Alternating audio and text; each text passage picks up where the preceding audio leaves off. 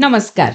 ओडिशा परिवेश समिति Odisha environmental society पक्षरु आजिर ही नुआ पॉडकास्ट सीरीज जल और जीवन रे मु डॉक्टर सुरभि जैन आपण मानकु स्वागत करुछि। जल बिना जीवनर आधार नाही, तथापि विश्वर विभिन्न देश रे जलर परिमाण, जलर गुणवत्ता और उपलब्धता को नहीं बहुत चिंता चली। गोटे पटे जल संकट, जलवायु परिवर्तन तो अन्यपटे शिल्पायन, शहरीकरण, नुआ जीवन शैली एवं जनसंख्यार वृद्धि यह जल संपद को प्रबल चाप सृष्टि करिछि। आज ये एपिसोड रे जल केवल प्राकृतिक संपद नुह बरं यह स्वास्थ्य, अर्थनीति, कृषि, जलवायु और भविष्यत सहित किपरि जड़ित ताहा आलोचना करिवा। आज प्रथम विषयटी होउची जल संकट। एहाकु अति सरल भाव में बुझाइबा पई आम पाखरे उपस्थित अछंती ओडिशार जणे सुपरिचित परिवेश विशेषज्ञ, ओडिशा परिवेश समितिर कार्यकारी सभापति, परिवेश परिचालन रे जणे विशिष्ट विशेषज्ञ डॉक्टर जयकृष्ण पाणिग्राही। सर, आपण को ये पॉडकास्ट रे हार्दिक स्वागत। नमस्कार। नमस्कार सर। बहुत सुंदर भाव में आपण आजिर जो आलोचनार प्रसंग रही जल और जीवन ता विषय आमर दर्शक बंधु मान सूचना प्रदान कले आमे जानिबा दरकार जे जीवनर उत्पत्ति जलर ही आरंभ होइछि। पृथ्वीर उत्पत्ति परवर्ती समय प्राय 400 कोटी वर्ष पूर्वे जल सृष्टि होइतिला आम ग्रह रे एवं सेई जल मध्य परवर्ती समय जीवनर उत्पत्ति हैला। बहुत सिंपल बा सरल जीव जंतु मानकरू आरंभ हैला जीवनर आविर्भाव एवं परवर्ती समय अभ्युदय घटला इवोल्यूशन बा विवर्तन प्रक्रिया रे विभिन्न जातिर उद्भिद प्राणी माने सृष्टि हेले। जल भागरु स्थल भागरु सेमानकर स्थानांतरित हैला एवं आज दिन रे आमे जहाँ देखुछे पृथ्वी पृष्ठ रे पाखापाखि 13.6 नियुत संख्यार विभिन्न जीव जाति जीवन यापन करुछंती। किंतु गोटे कथा आमे मन रखा दरकार ये समस्त जीव जंतु उद्भिद एमानक भितरे जल भरी रहिछि। कहा जाउछि मनीष शरीर भितरे प्रायतः 55% रहिछि जल। पुरुष मानकर 60%, महिला मानकर 50%, एमती पाखापाखि 55% जल रही आम शरीर रे। पुणी शरीर भितर को जो देखा आमर हाड़ बोन रे 22% थिला बळे लंग्स बा फुसफुस रे 90% पर्यंत जल रही। जल बिना आम शरीर रे कोनोसी प्रक्रिया सुचारू रूपे चली परिबो नाही। अन्य भाषा रे कहवाकू कले जल ही जीवन, जल उपरे आमे संपूर्ण भाव में निर्भरशील। केवल मनीष नुह समस्त जीव जाति निर्दिष्ट भाव में जल आवश्यकता को लेकर बंचती। जेतेबेले जल दुष्प्राप्य हो जाए, दुर्लभ हो जाए, उपलब्ध हुए नहीं, से समय जीवन मध्य आगकू बढ़ी पारे नहीं, जाई पारे नहीं, मृत्यु अवश्यम्भावी हो जाए। बहुत सुंदर सर। आपण कहिले जल ही जीवन रा आधार आउ आम पृथ्वी तथा जीव जगत समस्ते जल रे ही आवृत, अधिकांश भाग जल अछि। ताहेले विभिन्न देश ए जल संकट, जल संरक्षण आ ताकू नै कि विभिन्न नीति नियम विषय रे चिंता करूछंती। जणे परिवेश विशेषज्ञ भाव रे आपण केमिति बुझाइबा को चाहिबे कि जल संकट आ जल संरक्षण रा आवश्यकता कोन? देखंतु पृथ्वी को कहा जाए ब्लू प्लानेट, एकमात्र ग्रह जो माने सूर्य चारिपटे परिक्रमण करुछंती। अन्य ग्रह सब अछंती, सेमान भितर आमर पृथ्वी एकमात्र ग्रह जोठी जल उपस्थित अछि। पुणी 71% 71 भाग पृथ्वी पृष्ठर जल द्वारा आच्छादित होइके रहिछि। समुद्र मानक द्वारा विशेष भाव में जल रही। किंतु दुर्भाग्यर विषय ए 71 भाग जल थिले मध्य ए सबु जल को आमे व्यवहार रे लगेई परिबा नाही। जीव जंतु माने जो माने स्थल भाग रे जीवन यापन करचंती मनीष सहित ए समस्ते मधुर जल बा फ्रेश वाटर ऊपर निर्भर करंती जीवन यापन करिवा पाई। पानीय जल हो बा आमे रोषे घरे व्यवहार करछे जल, अन्य विभिन्न कार्य पाई आमे मधुर जल ऊपर निर्भर करछे। किंतु मधुर जलर मात्रा होची मात्र 2.5%, बाकी 97.5% होची समुद्र लुणी जल। ଯାହାକୁ ଆମେ ସିଧାସଳଖ ବ୍ୟବହାର କରିପାରିବା ନାହିଁ। ତେଣୁ ଏଇ ଯୋଉ 2.5% ମଧୁର ଜଳ ପୃଥିବୀରେ ଉପଲବ୍ଧ ଅଛି ନଦୀ, ନାଳ, ହ୍ରଦ ଇତ୍ୟାଦିରେ, ସେ ସବୁ ମଧ୍ୟରୁ ପୁଣି ଦେଖିବା ଯଦି ପାଖାପାଖି କୁହାଯାଉଛି 70% ଜଳ ବରଫ ଆକାରରେ ରହିଛି ଉତ୍ତର ମେରୁ, ଦକ୍ଷିଣ ମେରୁ ଅଞ୍ଚଳରେ ବିଶାଳ ପର୍ବତ ଆକାରର ଜମା ହେଇକି ରହିଛି ବରଫ, ସେଥିରେ ମଧୁର ଜଳ ରହିଛି। ଅନ୍ୟ ପକ୍ଷରେ ଆଉ ପାଖାପାଖି 30% ମାଟି ତଳେ ଭୂତଳରେ ଜମିକି ରହିଛି, ତାକୁ ମଧ୍ୟ ଆମେ ସିଧାସଳଖ ଆଣିକି ବ୍ୟବହାର କରିପାରିବା ନାହିଁ। ତେଣୁ ଭୂପୃଷ୍ଠ ଉପରେ ଯୋଉ ବାକି ଜଳ, ଅଳ୍ପ ଟିକେ ଜଳ ରହିଛି ନଦୀ, ହ୍ରଦ ଇତ୍ୟାଦି ମାନଙ୍କରେ ମଧୁର ଜଳ, ତାକୁ ହିଁ ଆମେ ବ୍ୟବହାରରେ ଲଗଉଛେ। ତାର ମାତ୍ରା କୁହାଯାଉଛି ମାତ୍ର 0.3%। ଏତେ କମ ମାତ୍ରାର ଜଳ ଉପଲବ୍ଧ ହଉଛି। କିନ୍ତୁ ଅନ୍ୟ ଏକ ସମସ୍ୟା ହଉଛି ଆଜି ଦିନରେ ଜଳର ପ୍ରଦୂଷଣ। ଯେତେ ଜଳ ଆମେ ଦେଖୁଛେ, ସେ ନଦୀ ହଉ, ହ୍ରଦ ହଉ, ପୋଖରୀ ହଉ, ପ୍ରାୟତଃ ସବୁ ଭୂପୃଷ୍ଠ ଜଳ ଏସବୁ ଉତ୍ସ ବିଶେଷ ଭାବରେ ପ୍ରଦୂଷିତ ହେଇ ଚାଲିଛି, ଯୋଉଥିପାଇଁ ଆପଣ ସିଧାସଳଖ ଏସବୁ ଜଳକୁ ଆଣିକି ବ୍ୟବହାର କରିପାରିବେ ନାହିଁ। ଯୋଉଥିପାଇଁ ବର୍ତ୍ତମାନ ବିଶ୍ୱ ସ୍ତରରେ ବୋତଲ ଜଳ ଏକ ପ୍ରମୁଖ ବ୍ୟବସାୟରେ ପରିଣତ ହେଇଛି। ବିରାଟ ବ୍ୟବସାୟ, ଲୋକ ତାକୁ ବିଶ୍ୱ ସ୍ତରରେ ବଡ଼ ବଡ଼ କମ୍ପାନୀ ମାନେ ଜଳକୁ ବିକିକିରି ସେମାନେ ବହୁତ ଅର୍ଥ ଉପାର୍ଜନ କରୁଛନ୍ତି। ଏ ଗୋଟେ ବିରାଟ ସମସ୍ୟା ହେଇଛି। ତେଣୁ ଉଭୟ କଥା, ଯେହେତୁ ସମୟକ୍ରମେ ଜନସଂଖ୍ୟା ବିସ୍ଫୋରିତ ହେଇ ଚାଲିଛି। 1800 ମସିହାରେ ପୃଥିବୀର ଜନସଂଖ୍ୟା ଥିଲା 100 କୋଟି। ଆଜି ଦିନରେ ବିଶ୍ୱ ଜନସଂଖ୍ୟା 820 କୋଟି ଅତିକ୍ରମ କରିସାରିଛି ଏବଂ ପୂର୍ବାନୁମାନ ରହିଛି ଆଗାମୀ 2050 ମସିହା ବେଳକୁ ବିଶ୍ୱ ଜନସଂଖ୍ୟା ହେଇଯିବ 1000 କୋଟି। ତେଣୁ 100 କୋଟି ଲୋକଙ୍କ ପାଇଁ ଯେତିକି ଜଳ ଉପଲବ୍ଧ ଥିଲା, 1000 କୋଟି ଲୋକଙ୍କ ପାଇଁ ମଧ୍ୟ ସେତିକି ଜଳ। ତା ଅର୍ଥ ହେଉଛି ବ୍ୟକ୍ତି ପିଛା ଜଳ ଉପଲବ୍ଧତା ଦିନକୁ ଦିନ କମି କମି ଯାଉଛି, ହ୍ରାସ ପାଉଛି। ଅନ୍ୟ ପକ୍ଷରେ ଯେହେତୁ ପ୍ରଦୂଷଣ ହେଉଛି ଏବଂ ଜଳବାୟୁ ପରିବର୍ତ୍ତନର ପ୍ରଭାବ ମଧ୍ୟ ଜଳ ଉପରେ ରହୁଛି, ଏ ସବୁ ଦୃଷ୍ଟିରୁ ଜଳ କ୍ଳିଷ୍ଟତା, ଜଳ ସମସ୍ୟା ଆସ୍ତେ ଆସ୍ତେ ଦିନକୁ ଦିନ ବୃଦ୍ଧି ପାଇ ପାଇ ଚାଲିଛି। ସେଥିପାଇଁ ସରକାର ହୁଅନ୍ତୁ ବା ବିଭିନ୍ନ ଅନୁଷ୍ଠାନ ଏବଂ ଜନସାଧାରଣ ସମସ୍ତେ ଏ ବିଷୟରେ ସଚେତନ ହେବା ଦରକାର ଏବଂ କାର୍ଯ୍ୟପନ୍ଥା ଗ୍ରହଣ କରିବା ଦରକାର, କିଭଳି ଆମକୁ ଜଳ ସୁରୁଖୁରୁରେ ଉପଲବ୍ଧ ହବ। ବହୁତ ସୁନ୍ଦର ସାର୍।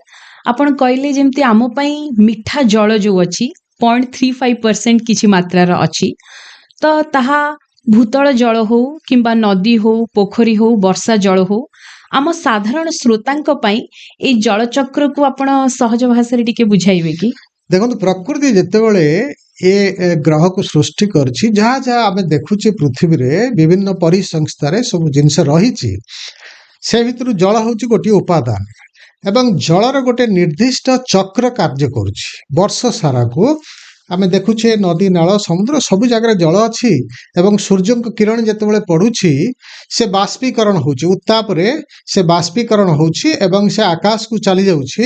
ଆକାଶରେ ଜମା ହେଇକିରି ମେଘ ସୃଷ୍ଟି ହେଉଛି। ପରବର୍ତ୍ତୀ ସମୟରେ ବହୁତ ମେଘ ଯେତେବେଳେ ସୃଷ୍ଟି ହେଇଯିବ, ଯେତେବେଳେ ତାପମାତ୍ରା ଅତି ତଳସ୍ତରକୁ ଆସିଯିବ, ଥଣ୍ଡା ହବ ଉପରେ, ସେ ପୁଣି ବର୍ଷାର ରୂପ ଧାରଣ କରିବ ଏବଂ ବର୍ଷା ଜଳ ଭାବରେ ସେ ତଳକୁ ଆସିଯିବ। ବର୍ଷା ଆସିଗଲେ ଏଠି ଉଦ୍ଭିଦ ମାନେ ଅଛନ୍ତି, ଜୀବଜନ୍ତୁ ମାନେ ଅଛନ୍ତି, ସେ ଜଳକୁ ଆମେ ସମସ୍ତେ ବ୍ୟବହାର କରୁଛେ। ଉଦ୍ଭିଦ ମାନେ ମଧ୍ୟ ତାଙ୍କର ଗୋଟେ ଟ୍ରାନ୍ସପିରେସନ ପ୍ରକ୍ରିୟା ଅଛି, ତାଙ୍କ ପତ୍ର ମାଧ୍ୟମରେ ସେଠୁ ମଧ୍ୟ ଜଳ ବାୟୁମଣ୍ଡଳକୁ ନିର୍ଗତ ହେଉଛି, ଯୋଉଟା କି ମେଘ ସୃଷ୍ଟିରେ ମଧ୍ୟ କିଛି ପରିମାଣରେ ସହାୟତା କରୁଛି। ତେଣୁ ଜଳ ଭୂପୃଷ୍ଠରେ ଜମିକି ରହୁଛି। ବର୍ଷା ପରେ କିଛି ପରିମାଣର ଜଳ ସେ ମାଟି ମାଧ୍ୟମରେ ମୃତ୍ତିକା ତଳକୁ ଚାଲି ଯାଉଛି, ଭୂ ତଳରେ ଜମିକି ରହୁଛି, ଯାହାକୁ ଆମେ ଭୂତଳ ଜଳ କହୁଛେ। ଏବଂ ଆଜିକାଲି ଭୂତଳ ଜଳ ଉପରେ ନିର୍ଭରଶୀଳତା ମଧ୍ୟ ଦିନକୁ ଦିନ ବୃଦ୍ଧି ପାଉଛି, ଯେହେତୁ ଭୂପୃଷ୍ଠ ଜଳ ଉପଲବ୍ଧତା କମି ଯାଉଛି, ପ୍ରଦୂଷଣ ବୃଦ୍ଧି ପାଉଛି। ତେଣୁ ଲୋକମାନେ ବା ବିଭିନ୍ନ ଶିଳ୍ପ ସଂସ୍ଥା କୃଷି ନିମନ୍ତେ ଏସବୁ ଭୂତଳ ଜଳକୁ ଆମେ ଉତ୍ତୋଳନ କରୁଛେ, ବ୍ୟବହାରରେ ଲଗାଉଛେ। ତେଣୁ ଇଏ ହେଉଛି ଜଳଚକ୍ର। ଜଳ ଉପଲବ୍ଧ ହେଉଛି, ପୁଣି ସେ ବାଷ୍ପୀକରଣ ପ୍ରକ୍ରିୟାରେ ଯାଉଛି, ମେଘ ସୃଷ୍ଟି ହେଉଛି, ପୁଣି ବର୍ଷା ରୂପରେ ଆଉ ଥରେ ପୃଥିବୀକୁ ଆସୁଛି, ପୁଣି ଭୂତଳରେ ରହୁଛି, ଭୂପୃଷ୍ଠରେ ରହୁଛି, ବ୍ୟବହାର କରୁଛି। ଗୋଟେ ଚାକ୍ରିକ ପ୍ରକ୍ରିୟାରେ ଚାଲିଛି। ପ୍ରକୃତି ତାକୁ ସୃଷ୍ଟି କରିଛି ଏବଂ ଏଥିରେ ଆମେ ସମସ୍ତେ ବିଭିନ୍ନ ଭାବରେ ଉପକୃତ ହେଉଛେ। ସାର୍, ଆମେ ଯୋଉ ଜଳ ସଙ୍କଟ ବିଷୟରେ କଥା ହଉଛେ, ଯଦି ଆମ ଦେଶକୁ ଦେଖିବା ଆଉ ଓଡ଼ିଶାକୁ ଦେଖିବା, ଓଡ଼ିଶା ଏକ ନଦୀବହୁଳ ରାଜ୍ୟ। ତଥାପି ଗ୍ରୀଷ୍ମ ଋତୁରେ ବହୁତ ଜିଲ୍ଲାରେ ଏଇ ଜଳ ସଙ୍କଟର ସମସ୍ୟା ଦେଖାଯାଉଛି। ଏହା ଏକ ପ୍ରାକୃତିକ ସମସ୍ୟା ନା ଆମ ମଣିଷମାନଙ୍କର ପରିଚାଳନାର ଯୋଉ ଜଳ ପରିଚାଳନାରେ କିଛି ତ୍ରୁଟି ରହିଯାଉଛି?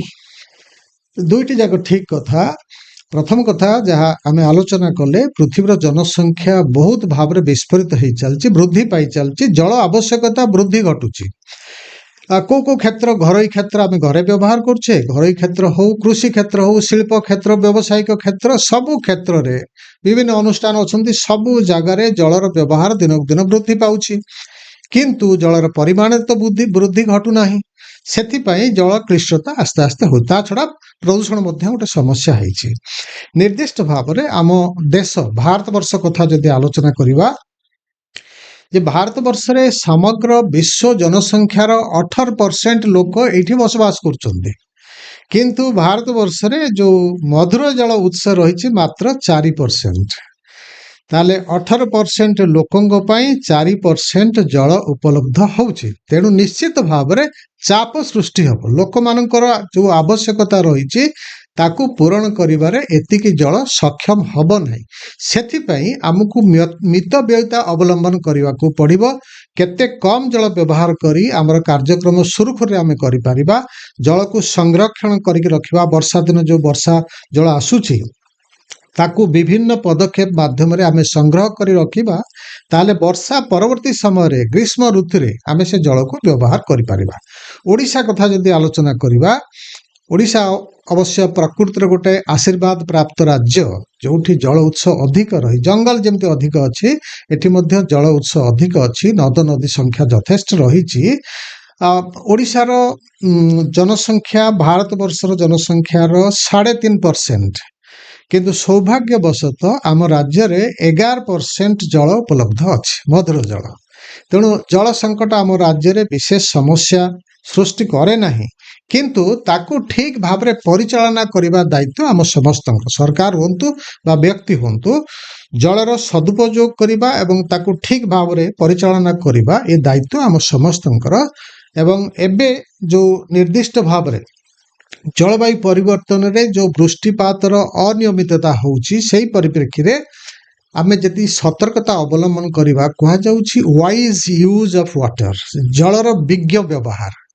ଯଦି ଆମେ ସତର୍କତାର ସହ ଠିକ ଭାବରେ ବ୍ୟବହାର କରିବା, ତାହେଲେ ଆମ ସମସ୍ତଙ୍କୁ ଜଳ ଉପଲବ୍ଧ ହବ ଆଉ ଆମେ ସୁଚାରୁ ରୂପରେ ଦୈନନ୍ଦିନ କାର୍ଯ୍ୟ ଆମେ ସମ୍ପାଦନ କରିପାରିବା। ଠିକ କଥା ସାର୍। ଆପଣ ବହୁତ ଟାଇମରେ ଭୂତଳ ଜଳ ବିଷୟରେ କଥା ହେଲେ, ଯେମିତି ଏଇଟା ଗୋଟେ ଅଦୃଶ୍ୟ ସମ୍ପଦ, ଅଦୃଶ୍ୟ ଜଳ ସମ୍ପଦ। କିନ୍ତୁ ଆଜିକାଲି ଜନସଂଖ୍ୟା ବୃଦ୍ଧି ହେଉଛି, ସହରୀକରଣ ହେଉଛି, ଶିଳ୍ପାୟନ ହେଉଛି, ସେଇଥିପାଇଁ ବହୁତ ବୋରୱେଲ ଆଉ ଭୂତଳ ଜଳର ଉପଯୋଗ ହେଉଛି। ତ ଜଳ ସଙ୍କଟ ଆଉ ଭୂତଳ ଜଳକୁ ଆପଣ ପରବର୍ତ୍ତୀ ପିଢ଼ିରେ ଭବିଷ୍ୟତରେ କେମିତି ଦେଖୁଛନ୍ତି ସାର୍?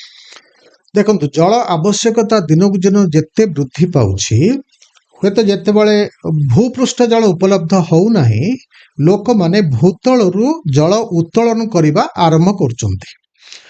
ଶିଳ୍ପ ହଉ, କୃଷି କାର୍ଯ୍ୟ ପାଇଁ, ଘରୋଇ କାର୍ଯ୍ୟ ପାଇଁ, ବିଭିନ୍ନ ଅନୁଷ୍ଠାନ, ଏ ସମସ୍ତେ ସବୁ ଜାଗାରେ ଭୂତଳ ଜଳ ଉତ୍ତୋଳନ କରୁଛନ୍ତି। ଆମେ ଜାଣିବା ଦରକାର, ମାଟି ତଳେ ଯୋଉ କିଛି ପରିମାଣର ଜଳ ସେଠି ଗଚ୍ଛିତ ହେଇକି ରହିଛି, ବର୍ଷା ଜଳ ଯୋଉଟା ମୃତ୍ତିକା ମଧ୍ୟ ଦେଇ ପ୍ରବେଶ କରୁଛି ଭୂତଳରେ, ସେ ସେଠି ଗଚ୍ଛିତ ହେଇକି ଅଛି।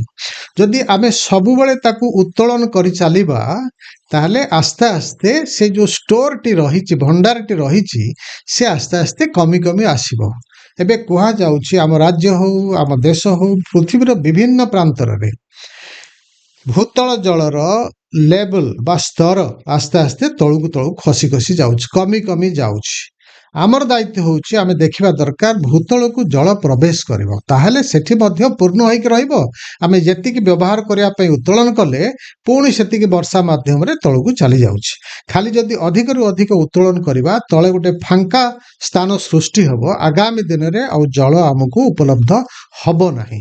ତେଣୁ ଆକୁ ଠିକ ଭାବରେ ଆମେ ବୁଝିବା ଦରକାର। ତା ସହିତ ଆଉ ଗୋଟେ ସମସ୍ୟା ମଧ୍ୟ ଆଜିକାଲି ଦେଖା ଦଉଛି, ଯେ ଭୂପୃଷ୍ଠ ଉପରେ ଯୋଉ ବିଭିନ୍ନ ପ୍ରକାର ପ୍ରଦୂଷଣ ଆମେ ସୃଷ୍ଟି କରୁଛେ, ମୃତ୍ତିକା ପ୍ରଦୂଷଣ ଘଟୁଛି, ପ୍ରଦୂଷକ ପଦାର୍ଥ ଜମିକି ରହୁଛି, ବର୍ଷା ଜଳ ମାଧ୍ୟମରେ ସେ ସବୁ ମଧ୍ୟ ଧୀରେ ଧୀରେ ତଳକୁ ପ୍ରବେଶ କରୁଛି, ଭୂତଳ ଜଳରେ ମିଶୁଛି, ସେମିତି ଖଣି ଖାଦାନରୁ ଯୋଉ ବିଭିନ୍ନ ପଦାର୍ଥ ପ୍ରଦୂଷଣକାରୀ ପଦାର୍ଥ ସୃଷ୍ଟି ହେଉଛି ସେ ମଧ୍ୟ ଭିତରକୁ ଯାଉଛି ଏବଂ ସେ ଭୂତଳ ଜଳରେ ମିଶିଲେ ଆମେ ଯେତେବେଳେ ତାକୁ ଉତ୍ତୋଳନ କରିକି ବ୍ୟବହାର କରୁଛେ ସେ ଆମର ସ୍ୱାସ୍ଥ୍ୟ ସମସ୍ୟା ସୃଷ୍ଟି କରୁଛି, ବିଭିନ୍ନ ପ୍ରକାର ରୋଗ ସୃଷ୍ଟିର କାରଣ ହେଉଛି।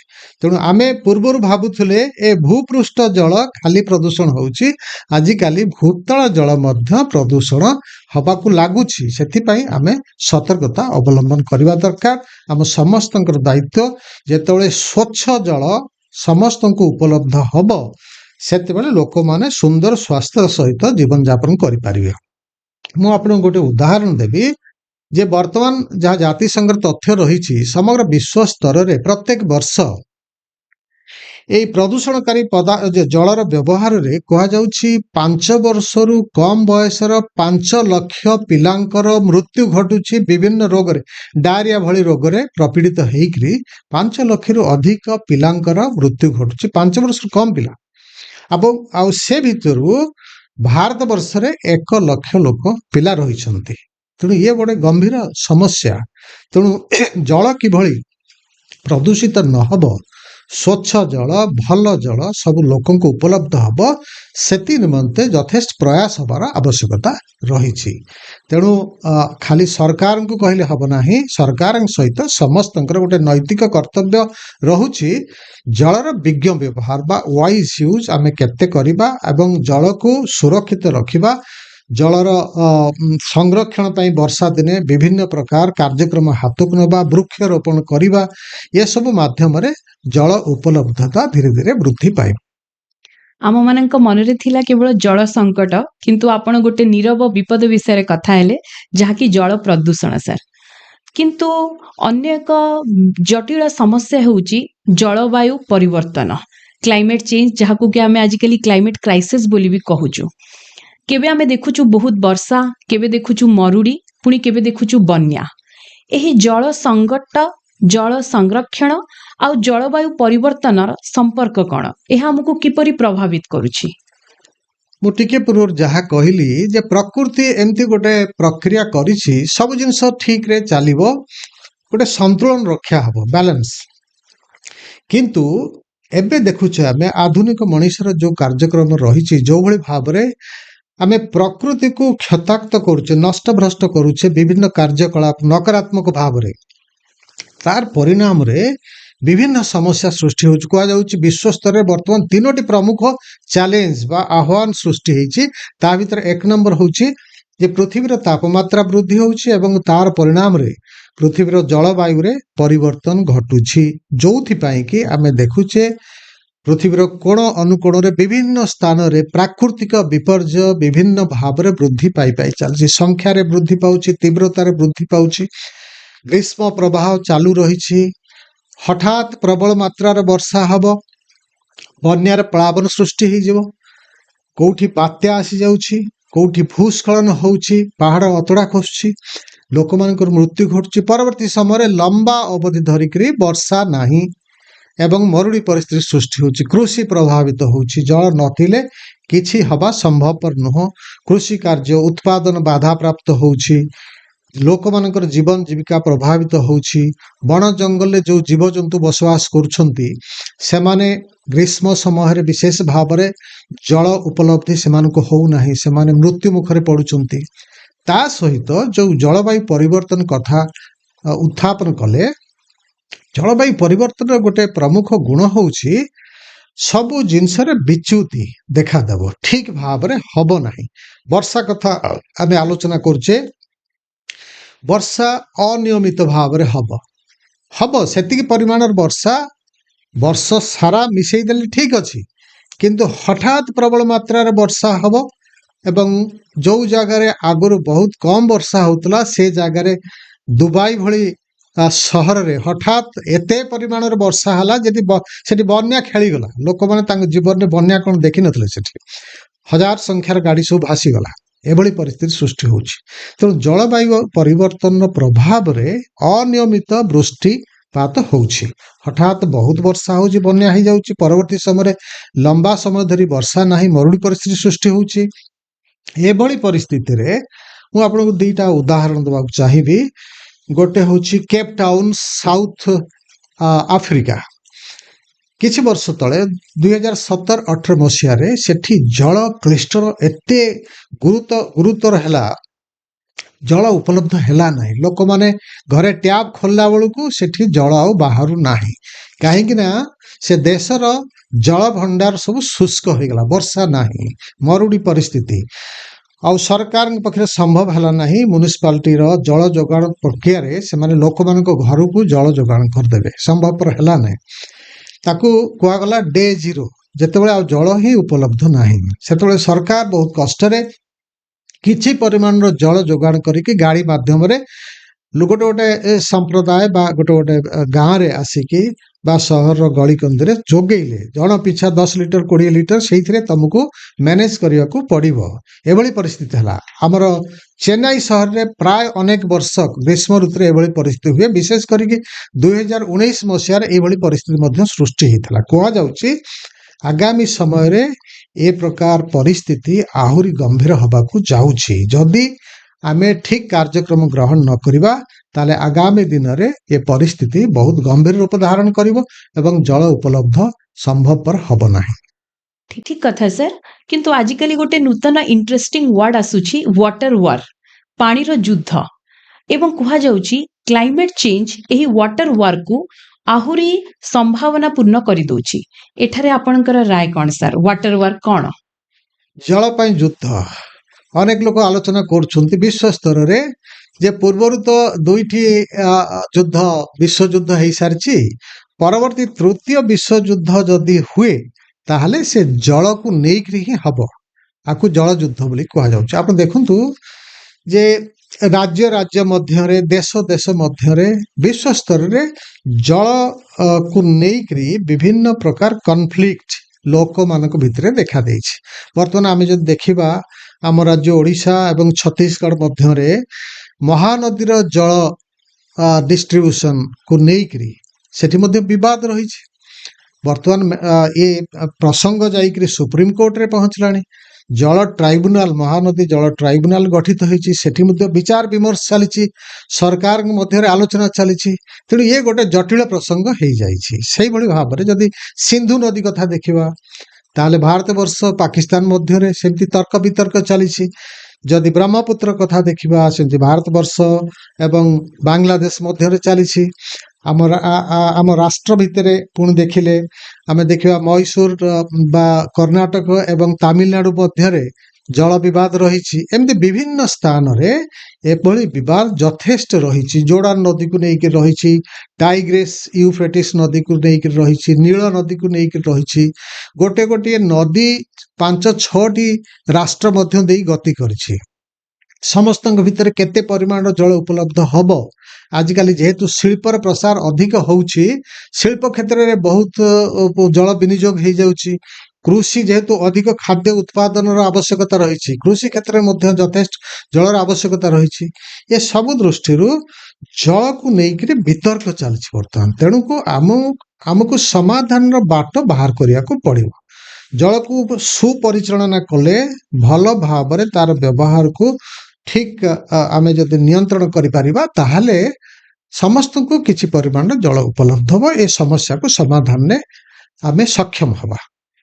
ସାର୍ କହିଲେ ଆଶ୍ଚର୍ଯ୍ୟ ଲାଗିବ, ଏଇଟା ଡିଜିଟାଲ ୱାର୍ଲଡ, ଆଉ ଆମେ ଯେତେବେଳେ ଇଣ୍ଟରନେଟ ବ୍ୟବହାର କରୁଛେ, ଆର୍ଟିଫିशियल इंटेलिजेंस ବ୍ୟବହାର କରୁଛେ, ସେଇଟା ପରୋକ୍ଷ ଭାବରେ ଜଳକୁ ପ୍ରଭାବିତ କରୁଛି। ଡିଜିଟାଲ ୱାଟର ଫୁଟପ୍ରିଣ୍ଟ ବିଷୟରେ ଆପଣଙ୍କର କ'ଣ କହିବାର ଅଛି? ତ ଆଜି ଯୁଗ ହେଉଛି ଡିଜିଟାଲ ଯୁଗ। ସମସ୍ତେ କିଛି ନା କିଛି ଇଲେକ୍ଟ୍ରୋନିକ ଇକ୍ୟୁପମେଣ୍ଟ ବ୍ୟବହାର କରୁଛନ୍ତି। ମୋବାଇଲ ଧରିଛନ୍ତି, ଲ୍ୟାପଟପ୍ ବ୍ୟବହାର କରୁଛନ୍ତି, କମ୍ପ୍ୟୁଟର ବ୍ୟବହାର, ଟିଭି ବ୍ୟବହାର। ଏ ସବୁ ଜିନିଷ ଜଣେ ଭାବୁଥିବେ ହୁଏତ ଆର ଜଳ ସାଙ୍ଗରେ ସମ୍ପର୍କ କ'ଣ, ଏଠି ଜଳ ହିଁ ନାହିଁ, ଏ ଚିନ୍ତାଧାରା ସମସ୍ତଙ୍କ ମନକୁ ଆସୁଥାଇପାରେ। କିନ୍ତୁ ଆମେ ଯାହା ଅଦୃଶ୍ୟ ଭାବରେ ଆମ ପଛରେ ରହିଯାଉଛି ସେ ଜିନିଷ ହେଉଛି ଏ ସମସ୍ତ ହାର୍ଡୱେୟାର ତିଆରି କରିବା ପାଇଁ, ପ୍ରସ୍ତୁତି କରିବା ପାଇଁ ଯେଉଁ କଳକାରଖାନାରେ ଏସବୁ ତିଆରି ହେଉଛି ସେଠି ପ୍ରଚୁର ପରିମାଣର ଜଳର ବ୍ୟବହାର ଘଟୁଛି। ଏ ହେଲା ଗୋଟିଏ। ଦ୍ୱିତୀୟ ହେଉଛି ଆମେ ନିର୍ଦ୍ଦିଷ୍ଟ ଭାବରେ ଯଦି ଦେଖିବା ମୋବାଇଲ କଥା ବା ଇଣ୍ଟରନେଟ କଥା, ଏସବୁ ଜିନିଷକୁ ବିଚାର କଲେ ଆକୁ इनफॉरमेशन को स्टोर करके रखिबा पाई गच्छित कर रखिबा पाई जो सर्भर रो व्यवहार होची आर्टिफिशियल इंटेलिजेंस कथा कहले ताकू मध्य आमे स्टोर करी रखिबा पाई कोठी क्लाउड रो व्यवहार होची डेटा सेंटर सब रहिछि ये सबु एते परिमाण रो उताप निर्गत करछंती ताकू ठंडा रखिबा पाई बहु परिमाण रो जल सेठी व्यवहार करा जाउछि जल नहेले ए सबु प्रक्रिया चालू रही पारिबो नाही तेणु आमे बाहरु देखि पारना किंतु प्रच्छदरे ए सब कार्यक्रम चलीछि तेणु ए क्षेत्र रे जलर व्यवहार मध्य दिन को दिन वृद्धि पाई पाई चलीछि आकु आमे कहूचे डिजिटल वाटर यूज आउ गोटे कथा इति जोड़िया को चाहिबी जे वर्चुअल वाटर आउ गोटे कॉन्सेप्ट अछि वर्चुअल वाटर माने धरतु आपण एबे गोटे कपे चा पीले आपण भाबुथिबे मु तो 150 मिलीलीटर रो चा पीली एतिक ही जल व्यवहार करछि किंतु सेटा ठीक नुह प्रच्छदरे चा उत्पादन हवा पाई चाष क्षेत्र आरंभ करके तैयारी हवा पर्यंत 35 लीटर मात्रार जल खर्च होईछि हिसाब करा जायछि जने गोटे केजी रो चाउल जदि व्यवहार करछंती ता पाई 2500 लीटर जल व्यवहार होईछि गोटे केजी गहम जदि व्यवहार करबा 1500 लीटर जल खर्च होईछि आजिकल लोक माने विशेष करी युवा पीढ़ी माने से माने मांसाहारी अधिक हवा को चाहुचंती नॉन वेजिटेरियन तो मांस जते अधिक खाइबा गोटे केजी मांस उत्पादन हवा पाई प्रच्छदरे 1500 लीटर जल खर्च होईछि तेणु ये सब को आमे चिंता करबा दरकार सही अनुसार आमर जीवन शैली आमे नियंत्रित करके रखा दरकार आम खाद्य किभली खाउचे आमे उद्भिद सृष्ट खाद्य को अधिक प्राधान्य दबा जोगुड़ाक पशु मानक मारिक जो मांस से खाद्य को आमे कम प्राधान्य दबा ताहले जल आवश्यकता पूर्ण निर्दिष्ट भाव में जलवायु परिवर्तन क्षेत्र में जितेबाला तापमात्रा वृद्धि पाउछि जल उपलब्धता दिन को दिन ह्रास पाउछि कह जाउछि यदि तापमात्रा 2 डिग्री सेल्सियस अधिक हो जाए ताहले विश्व स्तर में प्रति वर्ष आमको $100 बिलियन अधिक खर्च करने को पड़िबो जल आमको ठीक मात्रार उपलब्ध हेबो आउ गोटे दुखर परितापर विषय होछि विश्व स्तर कथा चिंता करिबा विश्वर प्रायतः 50% लोक जल क्लिष्ट अंचल मानक बसवास कर जोठी अधिक परिमाण जल उपलब्ध नाही कह जाउछि 21 शताब्दी जेतबे आरंभ हैला सेते बेलकु पृथ्वीर 123 कोटी लोक जल क्लिष्टता भितर थिले एवं एकथा मध्य पूर्वानुमान करा जायछि 21 शताब्दी शेष बेलकु यही संख्या बढ़ी कि आउरी 100 कोटी अधिक लोक जल क्लिष्टता मध्य पशिबे 203 कोटीर लोक जल क्लिष्टता भितर जीवन यापन करुथिबे तेणु ए समस्त विषय को आमे सतर्कतार सह चिंता करिबा दरकार सचेतन होबा दरकार कार्यपंथा करिबा दरकार सर बहुत सुंदर भावरे आमे आलोचना कले जल संकट जलवायु परिवर्तन पुणी जल प्रदूषण ताहेले जदि आमे समाधान र कथा हवा सरकार साधारण नागरिक शिल्प कृषि ए समस्ते मिसिकी जल संरक्षण पाई कौन पदक्षेप नेबा उचित 820 कोटी लोक पृथ्वी रे वर्तमान जीवन यापन करछन्ते एवं जो प्रकार समस्या सृष्टि होईछि समस्तंकर किछि ना किछि अवदान रहिछि कार बेसी अछि कार कम अछि गोटे शिल्प कथा देखिबा सेठु बहुत परिमाणर प्रदूषित जल निर्गत होछि अनेक शिल्प विशेष करी विकासशील राष्ट्र मानकरे से माने प्रक्रियाकरण करूनाहांती से प्रदूषित जल को सीधा सड़क नदी मान को छाड़ दउचंती ह्रद मान को छाड़ दउचंती जोथि पाई कि प्रदूषण मात्रा अधिक वृद्धि पाउछि से क्षेत्र रे सरकारंकर गोटे गुरु दायित्व रहिछि से माने जो नियम कानून करिसंती आईन करिसंती ताकू ठीक भाव रे लागू करा जिबार अछि जो माने जानी सुनी करी प्रदूषण सृष्टि करुछंती जल नष्ट करुछंती जल संरक्षण करूनाहांती सेमानक विरुद्ध रे कार्यक्रम ग्रहण करा जिबा दरकार एवं एकथा मध्य हवा दरकार आज दिन रे जहाँ किछि दिन पूर्वरु ओडिशा परिवेश समिति तरफरु आमे राज्यर मुख्यमंत्री को चिठी माध्यम रे अनुरोध करथिलु कि राज्य रे जेते लोक भूतल जल उत्तोलन करुछंती से सरकारंकर परमिशन नबार आवश्यकता रहिछि ଖାଲି ସେତିକି ନୁହଁ, ତା ସହିତ ଯେତେ ଜଳ ବ୍ୟବହାର କରୁଛନ୍ତି ସେଥିପାଇଁ ୱାଟର ମିଟର ବସିବ, ସେମାନଙ୍କୁ ମଧ୍ୟ ସରକାରଙ୍କୁ ସେଥିପାଇଁ ଟ୍ୟାକ୍ସ ଦେବାର ଆବଶ୍ୟକତା ଅଛି। ପୁଣି ତା ସହିତ ସେମାନଙ୍କୁ ମଧ୍ୟ ପ୍ରତିଶ୍ରୁତି ଦେବାକୁ ପଡ଼ିବ, ସେମାନେ ଜଳ ସଂରକ୍ଷଣ କରିବେ, ବର୍ଷା ଜଳ ସଂରକ୍ଷଣ କରିବେ। ତେଣୁ ଏଇଭଳି ବିଭିନ୍ନ ଭାବରେ ଆମେ ଯଦି କାର୍ଯ୍ୟକ୍ରମ ଗ୍ରହଣ କରିବା, ବହୁ ସଂଖ୍ୟାରେ ବୃକ୍ଷରୋପଣ କରିବା ଏବଂ ଜଳ ବ୍ୟବହାରକୁ ସେଥିରେ ମିତବ୍ୟୟିତା ଅବଲମ୍ବନ କରିବା, କମ୍ ଜଳ ବ୍ୟବହାର କରି ଆମର କାର୍ଯ୍ୟ ସୁରୁଖୁରୁରେ କରିପାରିବା, ଜଳ ସଂରକ୍ଷଣ କରିବା, ପ୍ରଦୂଷଣକୁ ହ୍ରାସ କରିବା, ଏ ସମସ୍ତ କାର୍ଯ୍ୟକୁ ସମ୍ମିଳିତ ଉଦ୍ୟମରେ କରାଯିବ। ସରକାରଙ୍କ ଠାରୁ ଆରମ୍ଭ କରି ବିଭିନ୍ନ ଅନୁଷ୍ଠାନ ଏବଂ ବ୍ୟକ୍ତିବିଶେଷ ସମସ୍ତଙ୍କ ଯୋଗଦାନ ରହିଲେ ନିଶ୍ଚିତ ଭାବରେ ଆଗାମୀ ଦିନରେ ସ୍ୱଚ୍ଛ ଜଳର ଉପଲବ୍ଧ ହେବା ସବୁ ଲୋକଙ୍କ ପାଇଁ ଏଇଟା ଗୋଟେ ବାସ୍ତବ ରୂପ ଧାରଣ କରିବ। ଅନ୍ୟଥା ଆଗାମୀ ଦିନରେ ଯାହା ଆମେ ଆଲୋଚନା କଲେ ଯେ ଅଧିକ ଲୋକ ପୃଥିବୀରେ ସେମାନେ ଆବଶ୍ୟକ ପରିମାଣର ଜଳ ପାଉନଥିବେ, ସେମାନେ ଦୁଃଖରେ ଜୀବନଯାପନ କରିବେ। ଏଭଳି ଘଟଣା ଆଗାମୀ ଦିନରେ ନ ଘଟୁ ପରବର୍ତ୍ତୀ ପିଢ଼ିକୁ ଏକ ସୁନ୍ଦର ଗ୍ରହ ଆମେ ହସ୍ତାନ୍ତର କରିବା, ଏ ଆମ ସମସ୍ତଙ୍କର ଲକ୍ଷ୍ୟ ହେବା ଦରକାର। ସାର୍, ଶେଷ ପ୍ରଶ୍ନ, ଯଦି ଓଡ଼ିଶାରେ ଆପଣଙ୍କୁ ସୁଯୋଗ ମିଳେ ଦୀର୍ଘମିଆଦୀ ଜଳନୀତି ପ୍ରସ୍ତୁତ କରିବା ପାଇଁ, ଆପଣ କେଉଁ 3ଟି ବିଷୟରେ ପ୍ରଥମେ ପଦକ୍ଷେପ ନେବେ? ପ୍ରଥମ କାରଣ ହେଉଛି ଯେ ଆମେ ସବୁ ଲୋକଙ୍କ ପାଖରେ ବାର୍ତ୍ତା ପହଞ୍ଚିବା ଦରକାର ଯେ ସେମାନେ ତାଙ୍କର ଦୈନନ୍ଦିନ ଜୀବନରେ ମିତବ୍ୟୟିତା ଅବଲମ୍ବନ କରନ୍ତୁ, କେତେ କମ୍ ଜଳ ବ୍ୟବହାର କରି ନିଜର କାର୍ଯ୍ୟ ସମ୍ପାଦନ ହେଇପାରିବ ସେ ବିଷୟରେ ସତର୍କ ରୁହନ୍ତୁ, ସଚେତନ ରୁହନ୍ତୁ।